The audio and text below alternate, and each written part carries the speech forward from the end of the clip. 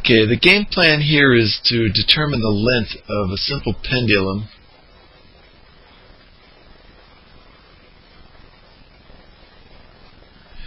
given some information on the period. Actually, we've got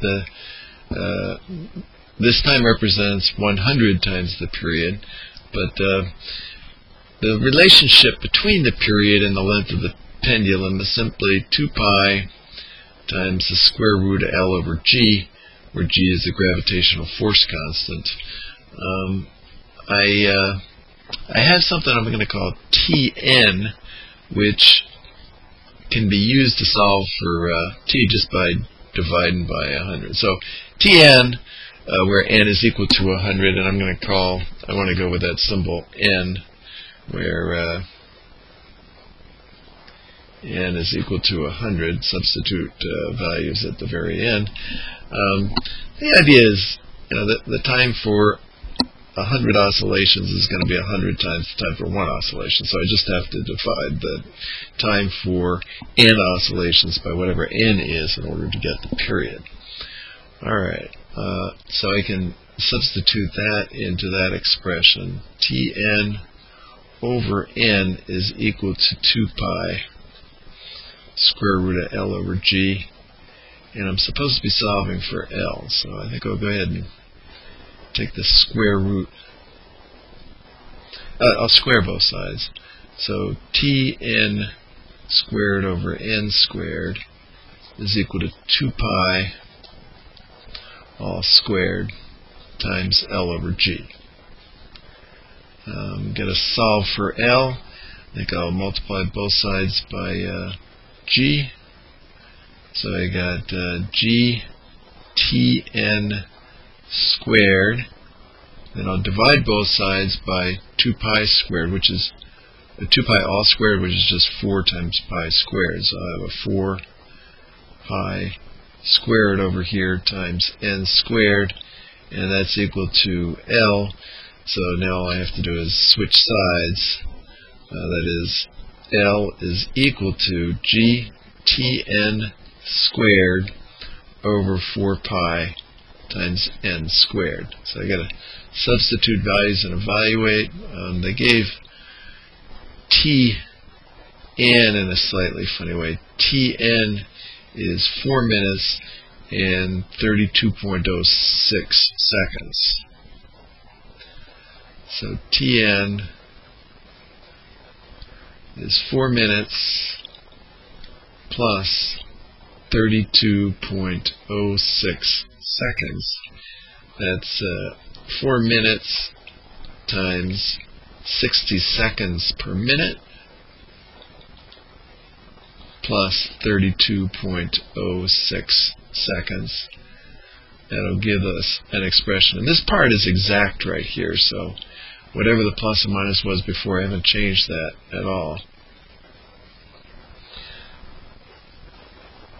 So 4 6 is 24, 240, and 32, 272.06 seconds is Tn. Okay, I think I'm ready to substitute values and evaluate. L is equal to 9.8060. I'm going to write that as meters per second squared for convenience in working out the units, times 272.06.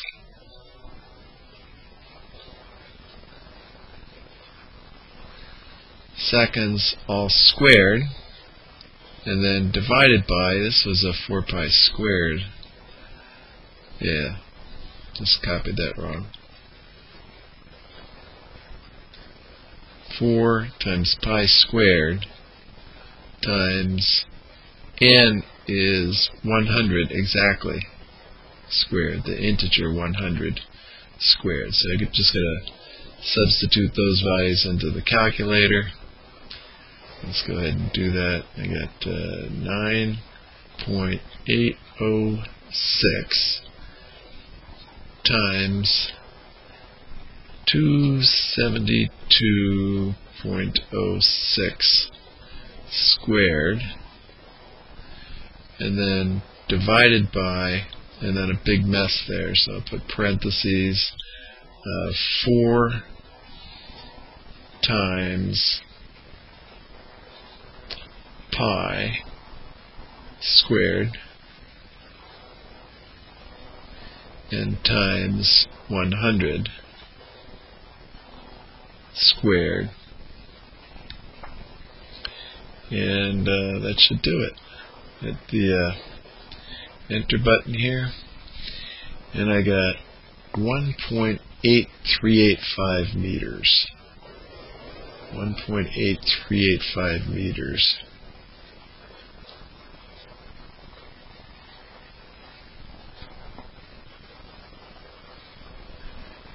And that would be my answer, except we're given information on the uncertainty. So what we need to do is to evaluate this expression, which I think I'll copy here. So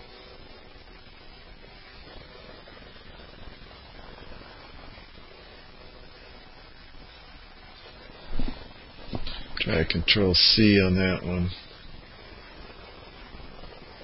and then bring it down here. Do a Control V. There it is. So I just got to substitute values into that expression with the error using Gal-CP. So Tn, I got it right there, is the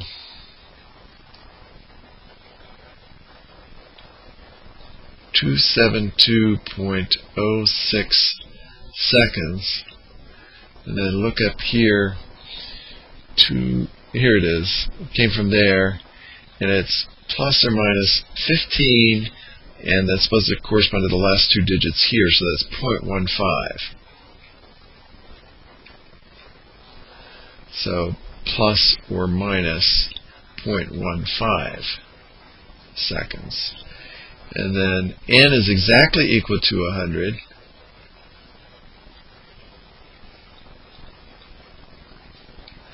And g is actually the first thing that comes up there. G is equal to 9.8060.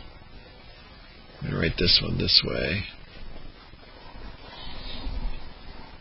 Plus or minus, and it's 52 in these last 2 digits, so there's 0.0052.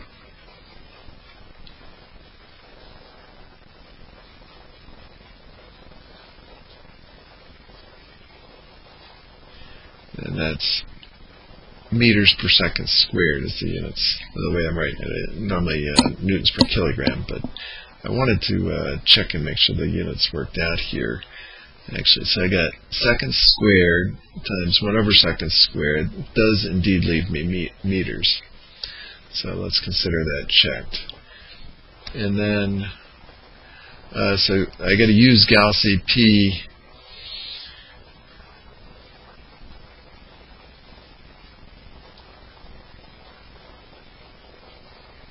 to evaluate this stuff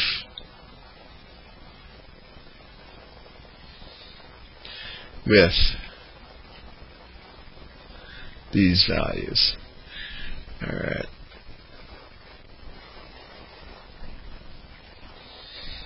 N is 100 exactly, I'll remember that. So let's go ahead and find Gal-CP under Math Resources.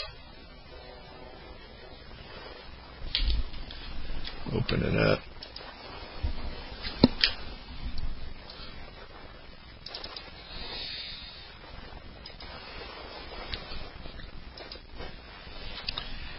And I want to zoom it to 75% there.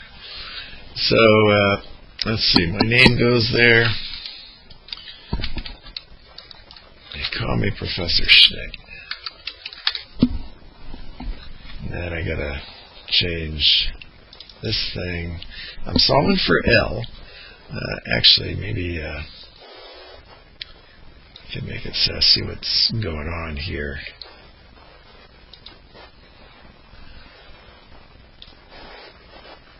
Solving for L, So get back up into this guy, type in L, return, and up here, L, return. And then I'm going to double click down here. I double clicked on that before. Double click down here. I'm going to go with G return 9.806 return, and of course the return key is the enter key, 0.0052 return. And then I'll double click down here, call that TN, it's T sub N, but hit return there, TN return 272.06 return, and it's plus or minus 0.15 return. Okay, I'll make that a little bit bigger. Oh no, I gotta type this in. So go back to that first page, get an expression for L. L is equal to, so I'm just going to hit the equal sign. Oh, first, before I forget, I'm only using 2 variables, so I'm going to change that to 2. I've only got 2 arguments to the function L, so I'll change that to a 2. The number of arguments is 2. Okay, now let's get back in here. I'm going to just hit the equal sign, and then go with, I want G times Tn squared. So I'll go G, click on G, click on that one, hit the times, which is the asterisk, times, and then I want Tn squared. So I'll go, here's the Tn, and then I'll hit the shift 6, the caret, squared, and then I need to divide all that. So I'll go slash by, I'll put all this stuff in the denominator in parentheses. So open parentheses, and then it's 4 times pi to the 2, and then times 100 to the 2. Close parentheses, and I'm ready to hit return. Oh, and that comes out just what we got before. 1.83 something, 1.835, and that's exactly what that rounds to. So we're in pretty good shape there. I don't know that it rounds to that. I have to look at the next digit, but let's go ahead. Actually, 1.8385 is perfect. Yeah, it does round to that. I can tell that. Okay. I need to copy that down to here. So I'm going to hit Control C, then I'm going to select that one, go all the way down to the bottom, Shift, select that one. So I got them all, and then Control V is my paste. Now I'll just hit F9 to recalculate, make this thing a little bit bigger so I can see what's going on, and see what we got. There's the mean is coming out right there, so we got 2 good Gaussian distributions for our variables, and then the mean of the quantity that we're calculating looks like 1.835. I am going to go with the value that I got up here, plus or minus, and it is close to it, but the random distribution didn't come out right on that. Plus or minus 0.0022. Let's see how that comes out if I do it a couple of times. I'll go, we're going to hit F9 again, 0.0023. I could like to make that a little bit bigger. So 0.0023, F9, 0.0023, F9, 0.0022, so 2 of each, and 0.0023, I'll call it. So it's 1.835 plus or minus 0.0023 using Gauss EP. I get L is equal to 1.8385 plus or minus 0.0023. 0.23. And I got meters going along with both of those terms. For the effective length of that pendulum.